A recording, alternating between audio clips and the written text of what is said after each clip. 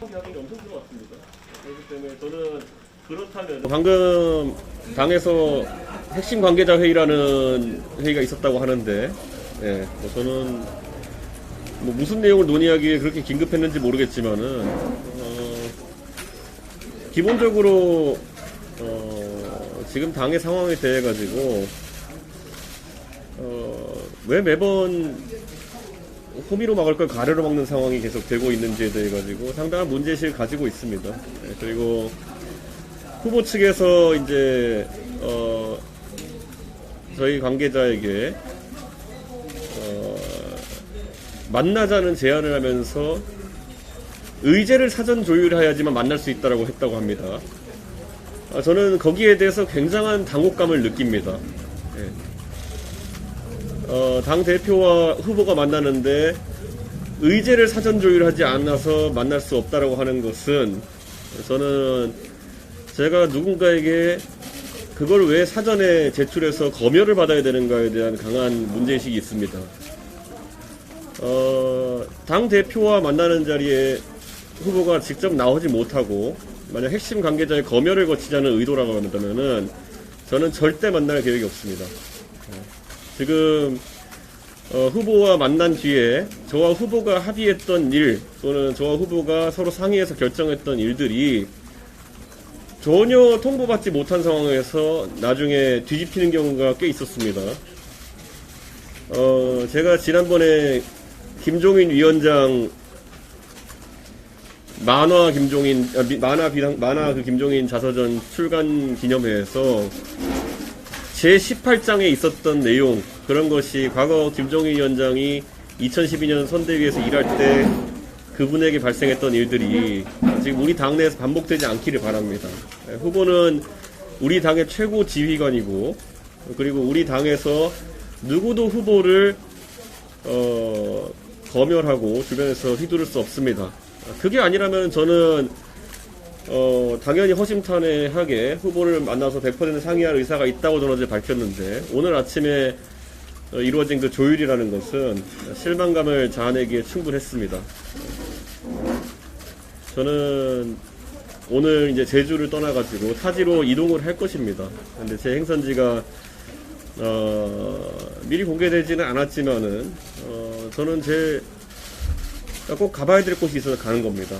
그렇기 때문에 이것은 후보가 어떤 생각을 할지 모르겠지만은 자꾸 정치적 해석을 붙여서 이제 후보가 반응하는 것 같은데, 저는 그렇게 할 이유도 없을 것이다. 저는 이렇게 봅니다. 예. 그러면은 지금 이 후보님이랑 만나기 위해서 선별 조건이 하나가 꼭 있다라고 한다면은 그건 무엇인지 궁금합니다. 저는 제가 말한 이런 것들이 전부 다 제가 강하게 지금 저는 공개적으로 지적합니다. 제가 어디 이준석 측 핵심 관계자 이런 거 하는 것 자체가 제 명예를 더럽힌 일이라 생각하기 때문에 저는 아주 구체적으로 제가 지금 이야기하고 있습니다. 후보가 당내 인사와 소통하는 방식, 제가 다른 사람을 대표해서 이야기할 수는 없겠지만은 당내에 충분히 다른 중요한 당직을 수행하시고 계신 분들도 가끔은 저에게 화가 나서 연락이 옵니다. 왜 이런 걸 나에게 대표가 공유해주지 않느냐. 저도 후보에게 들은 바가 없기 때문에 공유 못해준 경우가 대부분 많습니다. 그런데 뭐 이런 지금의 운영 방식과 그리고 선거 진행 양상을 바꿀 필요가 있다는 것, 그렇게 큰 틀에서 말씀을 드렸고, 이렇게 생각합니다. 제가 윤핵관이라는 사람이 누군지에 대해 가지고 제가 사람을 저격해 가지고 그 사람을 내치라고 하기 참 어려운 이유는, 원래 그런 사람이 발호하는 것은 그런 것에 대해서 문제의식을 가지지 못하고 묵인 또는 용인하면은 활개를 치는 것입니다. 지금 있는 윤핵관을 걷어내도 또 누군가가 호가호위할 수 있기 때문에 저는 근본적으로 원인부터 차단하는 것이 중요하다, 이런 생각을 하고 있습니다. 그래서 저는 그게 된다고 한다면은 윤핵관이 뭐 일순간에 사라질 수 있을 것이고, 아니면 사람 하나 저격해도 또 나올 겁니다. 예. 네, 질문 있습니다. 오전에 그 후보가 후보 측 관계자가 의제를 사전 조율해야 된다고 제안을 했다고 말하셨는데 그 사전 조율을 원하는 의제가 구체적으로 어떤 것인지 궁금합니다. 그러니까 저는 이런 저도 그 송영길 대표와 당대당 협상을 하기도 하고 그리고 또 여러 가지 뭐 외부에 뭐 외교 활동도 하고 이렇게 하지만은 사전 조율이라고 하는 것은 기본적으로 당내에서 이런 회의 과정에 있어서 이런 걸 진행하는 것은 전혀 아니다. 상당한 불신을 가지고 협의하자고 하는 것이고 정말 당의 협력 관계라고 방금 전에 또 후보께서 말씀하셨던 당 대표와 후보가 허심탄회하게 대화하는 것 자체가 막혀 있고 사전 조율을 통해 가지고 뭔가 외교 문서 서로 난인하듯이 해야 된다고 하는 것은 앞으로 선거에서 이래 가지고는 가망이 없습니다. 저는 제가 이래서 애초에 요구사항이나 이런 것을 지금까지 후보한테 열거를 잘 안 하는 것이 저는 제가 후보와 허심탄회하게 선거 승리를 위해서 논의해야 되는 많은 사안이 뭔가 누구인지도 정확하게 자신을 드러내지 않는 그런 관계자들에 의해 가지고 재단되고 또 그것 때문에 우리 후보가 중간에 끼어서 고생하는 모습을 좀 보고 싶지 않습니다. 그럼 오늘은 그 울산은 가지 않으시는 건가요? 저는 울산을 갈 겁니다. 예, 울산을 갈 거고요. 원래 계획된 일정이었고요. 예, 그렇기 때문에 저는 울산에 가야 할 이유가 있습니다. 예. 가서 어떤 걸 하시는지 좀 여쭤볼게요. 저는 제가 울산에서 만나는 분을 제가 지금 당내 다른 상황에 대한 언론 취재 때문에 그분에게 신뢰하는 상황을 좀 원치 않아서 언론인들께 그 부분은 미리 공개 못하는 것을 좀 양해를 부탁드리겠습니다. 예. 그러면은 지금 유 후보님이 선거 캠페인 전략 그리고 지금 이 갈등 상황을 풀어나가는 방식까지도 뭔가 후보 본인에게 좀 일정의 책임이 있다 그렇게 생각하시는 건가요? 저는 후보가 무한 책임을 진다고 계속 이야기해왔고요. 그리고 후보가 결정하는 것에 대해 가지고 제가 반대 의견을 개진할 수는 있어도 저지를 한 적이 없습니다. 예를 들어 이수정 교수를 임명한다고 하는 회의에서도 저에게 후보가 본인이 임명을 하겠다는 의지를 밝혔고 그러면 임명하시면 됩니다. 하지만 공식적인 기록에 제가 반대 의견을 냈다는 것은 남겨주십시오라고 이야기했고 그렇게 지나간 겁니다.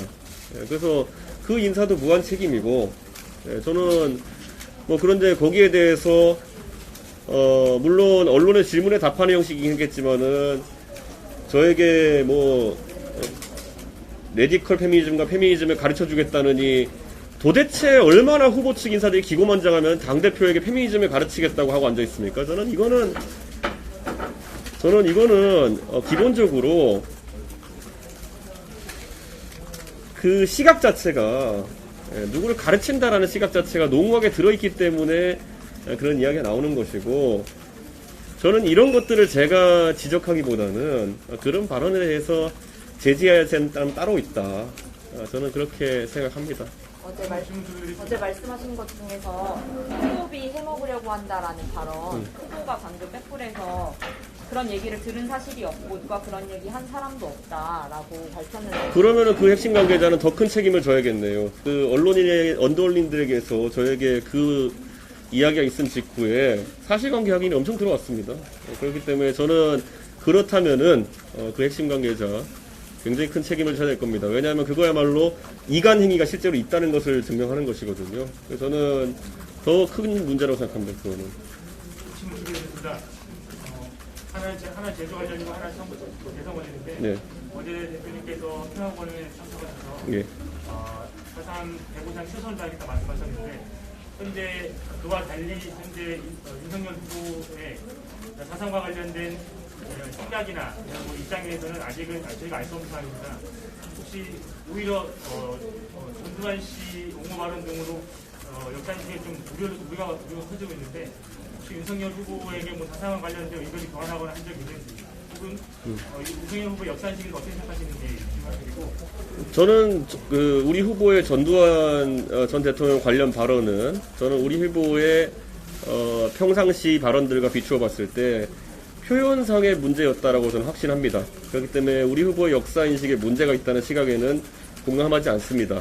그렇기 때문에 우리 후보는 앞으로도 그 5.18 문제에 대해서도 우리 당의 어느 역대 대선 후보보다 적극적인 행보를 보일 것이다 라는 기대가 있고, 그렇다면은 저희 지도부가 들어선 뒤로 제가 동백꽃을 달고 계시는 분들의 한을 풀어드리겠다라고 했던 그 맥락에 후보도 동의하지 못할 이유가 없다, 이렇게 생각합니다. 그리고 제가 어제 4.3 평화공원에 가서 이 배보상 문제 같은 경우에도 계속 시일이 끌어지는 것에 대해서 저는 반대한다라고 입장을 밝혔고, 그리고 기본적으로 과거 대법원 판결을 기준점으로 삼아가지고 시작해야 된다라고 이야기했고, 지금 현재 여러 가지 안이 검토되어 있는 것으로 지금 다들 알고 계시겠지만은, 그에 있어서도 어느 누구도 소외되지 않도록 하는 게 중요하고, 소위 8484 안이라든지 여러 안 등을 총체적으로 고민해서 제주도당에서 건의하라고 제가 지시했습니다. 정확하게 건의하라고 지시했기 때문에 아마 이번 특별법 처리를 앞두고 저희 당내에서 활발한 논의가 이어질 것으로 생각됩니다. 그리고 현재 대선 과정에서 윤석열 후보에게 벌어지는 문제와 관련해서 후보 개인에게 원인이 크다고 보시는지 아니면 주변인의 원인이 크다고 보시는지요? 후보는 무한 책임을 집니다. 그렇기 때문에 때로는 우리가 후보에 대해 가지고 이해가 안 가는 면이 있어도 후보의 선택을 존중해야 하는 건 맞습니다. 하지만 이 정당의 어쨌든 후보라고 하는 것은 또 후보가 무한 책임을 진다고 해서 그 손해나 아니면은 책임이 후보에게만 귀속되는 건 아닙니다. 당장 저도 우리 후보가 만약에 대통령 선거에서, 저는 전혀 지금 그런 생각하지 않고 있습니다만은 좋지 않은 결과가 나온다면은 저는 그 다음 날로 저는 대표직을 사퇴해야 됩니다.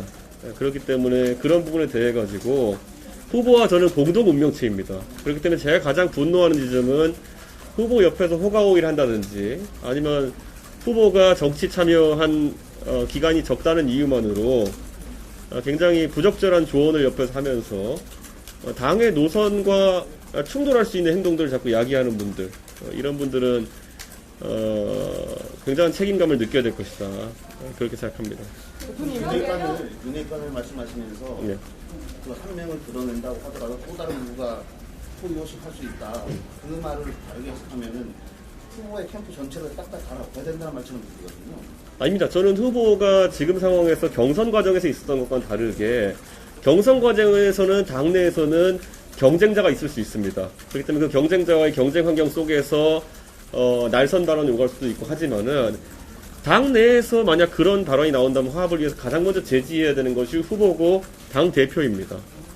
저는 제가 이번에 제가 지방을 도는 동안에 잘 아시겠지만 3일간 제가 언론의 취재도 대응하지 않고 저는 제 일만 했습니다. 메시지를 제가 최대한 자제했습니다. 그런데 그 과정 중에서 어떤 그 후보 측 관계자들의 발언들이 언론을 도배했는지는 잘 아실 겁니다. 그런데 그 과정에서 우리 후보가 뜻하지 않은 발언들을 후보 측 관계자 이름으로 했던 사람들은 모두 이 사태에 책임이 있는 사람들이고, 저는 앞으로도 그걸 볼 겁니다. 예. 이 상황을 겪고 있는 중에도 후보의 의중과 전혀 관계없이 나중에 후보도 듣고 황당해하는 그런 발언들을 이어나가는 자가 있다고 한다면은, 그리고 그것이 지속된다고 한다면은 이 상황은 그칠 수가 없다, 저는 그런 생각을 합니다. 대통령 후보가 백불에서 이제 뵙고 싶다라고 말을 했는데요. 그러니까 후보가 다른 사람들 통하지 않고 직접 연락 와서 만나자라고 하면은 지금이라도 바로 만나실 의향이 있으신 거예요? 저는 의제 조율할 생각 없고요. 저는 후보가 만나자고 하면은 제가 올라가겠습니다. 저는 우리 후보, 지금 우리 후보 주변에서 아주 잘못된 조언을 하고 있는 사람도 있는 거로 보입니다. 그래서 후보가 뭐 저를 만나러 오는 것이 무슨 뭐 어떤 의미가 있고 가는 것이 무슨 의미가 있고 이런 해석을 붙이면서 후보를 혼란스럽게 하고 있는 것 같은데요. 저는 제가 후보를 만나러 갈 수도 있습니다. 다만 하지만 지금까지의 어떤 아주 피상적이었던 대화나 이런 것이 아닐 것이라는 확신은 저는 하고 싶습니다. 네. 지역 내려오신 분들 그러면 일본인이랑 대표님이랑 직접 연락하신다고 제가 전화기를 꺼놓고 있었기 때문에 저는 직접 소통을 어느 누구와도 하지 않았습니다. 그럼 이제 오전에 그 후보 측에서 사전 의제주의를 하자고 했을 때 사전 의제주의 없이 만나자고 제안하셨을 것 같은데 그거는 거절당한 거였습니다. 저는 그렇다고 받아들일 수밖에 없습니다. 그리고 도대체 사전 의제가 무엇인지도 모르겠습니다. 그러니까 저는 제가 누차 밝혔듯이 저는 후보에 대해서 구체적인 요구 사항이 별로 없습니다. 예. 뭐 굳이 따지자면은 윤핵관 같은 사람이 설치지 못하게 하라 정도는 이건 요구 사항도 아니고 당연한 겁니다. 이거를. 예. 이걸 뭐 제가 누구를 잘라라, 누구를 넣어라 이런 생각을 할 의도도 별로 없습니다. 제가 그걸 뭐 저격해가지고 사람을 내쫓고 이렇게 하는 것 자체가 제가 해야 될 일이 아닙니다. 그럼 대표는 네. 윤 후보는 그 대통령이 말씀하신 그 효과이 누군지 정확하게 모르고 계신 것 같은데 그분이 만나시는 분들이 자, 그러면 그것도 굉장히 큰 문제인 게 지난 한 달간 핵심 관계자는 사람이 당을 쑥대밭으로 만드는 동안에 어느 누구도 그 캠프 안에서는 문제의식을 가지지 못했고 우리 후보가 내용을 파악 못했다는 거 아닙니까? 도대체 우리 후보의 눈과 귀를 막은 사람들이 누군지 저는 알고 싶습니다. 저는 기본적으로 당내에 그런 심각한 문제가 발생하고 있으면은 그 옆에 있는 사람들이 정부적 보좌를 해야 되는 거 아닙니까? 근데 지금 와서 후보가 나는 몰랐다 이렇게 나오는 게 국민들에게 어떻게 비춰지겠습니까? 네, 여기까지 하겠습니다. 오늘 대표님, 이 대표 대단한 인물이다라고 발언한 거 있는데 이런 인식에 대해서 좀 어떻게 보고 계시는지.